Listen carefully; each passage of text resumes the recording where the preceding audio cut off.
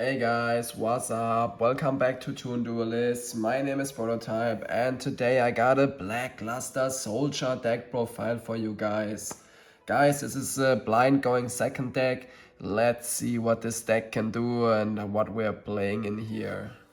But first I want to show you this awesome customized deck box we got from YuGiOh.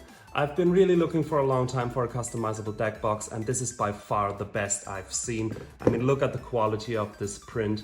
It's really awesome, fully customizable, and with very good magnets, so you can also put it on the back side to have access to the deck and dice tray. They will also print you something on the trays if you ask them. They also have a very nice customer service. As you can see, the quality is amazing.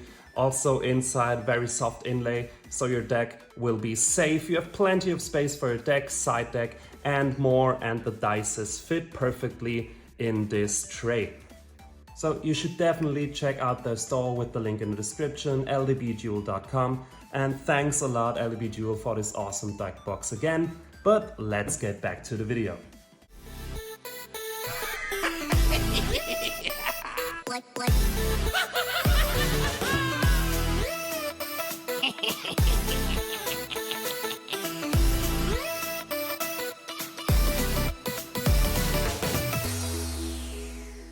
Alright, so we're basically playing two Black Luster Soldier engines in this deck that have synergies with each other because of the searchers.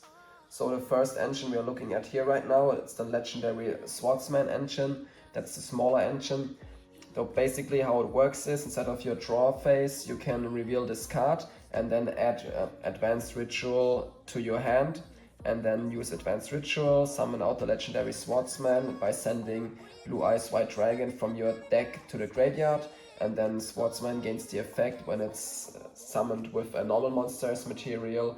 You just shuffle all your opponent's cards back into the deck when you destroy an opponent's monster by a battle, and your opponent cannot activate cards or effects in the battle phase. So this is really strong. And then for follow-up, you have the Chaos form here, because the White Dragon is in the grave already, because of Advanced Ritual of course, and then you can banish it with Chaos form from your graveyard and Ritual summon that way again with the same material. So this is a really small engine, but it is very effective and very strong. Let's look at the second engine next. The second engine is a little bit bigger. We're only playing one ritual monster though, that's a Super Soldier, because with this ritual spell you can also ritual summon from your graveyard. That's why one monster is enough, and you can also still use the legendary Swordsman ritual monster from the other engine. So that's why only one ritual monster in this engine here is fine. Then we're playing two copies of the Evening Twilight Knight and two copies of the Beginning Knight.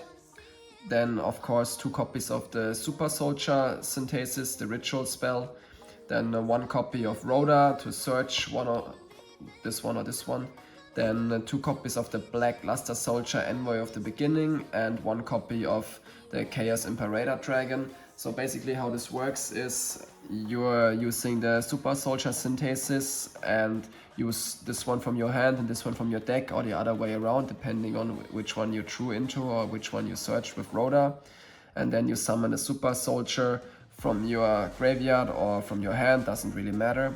And then with the Envoy of the Beginning or with Chaos Imperator Dragon, you can banish those two, and when those two get banished from your graveyard, you are able to search a ritual spell and a ritual monster again. So basically this is also a nice little engine that generates card advantage, since you're able to add back ritual monsters and ritual spells when these get banished, and basically this is a free summon for you then when you banish those, or this one here. And yeah, that's how this engine here works.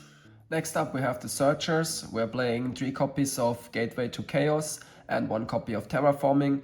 So Gateway to Chaos lets you add a Black Luster Soldier ritual monster to your hand, and for each monster that is being sent to the graveyard, you can place a counter on this card, and you can remove 3 counters to add yourself a ritual spell. So this card is really important because it gets us our ritual monsters and our ritual spells.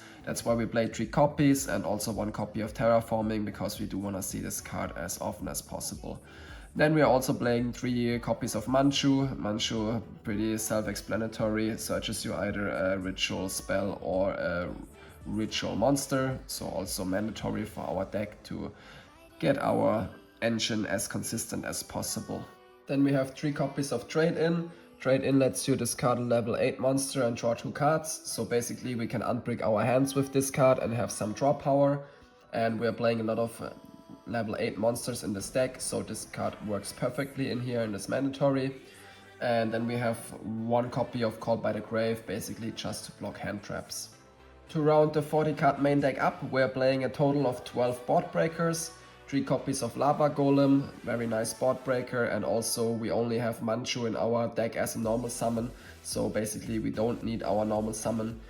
Then we're playing 3 copies of Alpha. Alpha is also a good board breaker and also easy level 8 special summon. Then we're playing 3 copies of Super Poly. If you have space in the extra deck, which we do have, this is probably the best board breaker there is at the moment.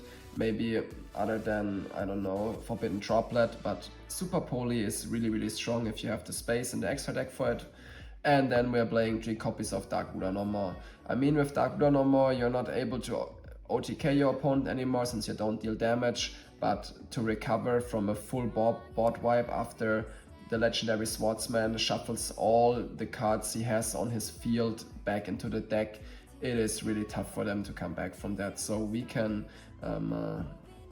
play Dark Ruler No More without having a second guess about it. In the extra deck we are playing a pretty big link package. Of course, in the Black Luster Soldier monster, the Soldier of Chaos cannot be missing, so we are playing 1 copy of this one. Then we're playing 1 copy of the Flame Swordsman, 1 copy of Dynamondo, which cannot be missed in any ritual deck. Then we're playing Lina and Dark, which cannot be missed in any blind going second decks. 1 IP in combination with a Nightmare Unicorn, because that's a good interruption in your opponent's turn. 1 Boral Sword Dragon and 1 Underworld Goddess. Then we're playing 3 Super Poly targets, 1 Garura, 1 Mud Dragon and 1 Fusion Dragon. And then we're also playing a small Xyz package, a level or rank 8 Xyz that is generic and strong, rank 4 Xyz that helps you draw when you're bricked, and rank 4 Xyz that helps you stall when you're bricked. Alright, that's it for today's deck profile. If you guys have any questions, please let me know down in the comments. Thank you guys for watching, and I'll see you next time. Peace out.